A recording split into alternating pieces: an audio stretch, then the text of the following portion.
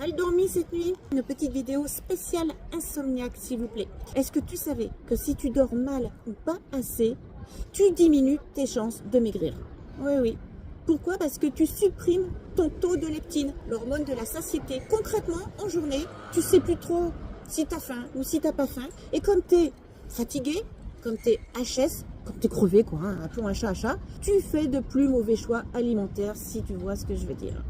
Du coup, comment on fait pour bien dormir? Je vais te donner 10 recommandations. La dernière est la plus importante.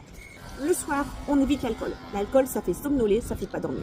On mange moins le soir. L'idée, c'est d'aller se coucher avec une légère sensation de faim. On évite le portable pour ces lumières bleues trop stimulantes, surtout avant d'aller se coucher. Et on évite le portable pour une activité anxiogène, comme par exemple aller consulter tes mails professionnels ou pire, les médias sociaux. Aïe, aïe, aïe, aïe. On dort dans une chambre fraîche. Le corps baisse légèrement sa température corporelle au moment de s'endormir. Donc inutile d'avoir trop chaud sous ta couette. On dort dans le noir absolu. Si vraiment c'est pas possible, petit masque de nuit. On se donne la permission de dormir 8 heures. Donc concrètement, on se couche 8 heures avant notre réveil. On se réveille toujours à la même heure.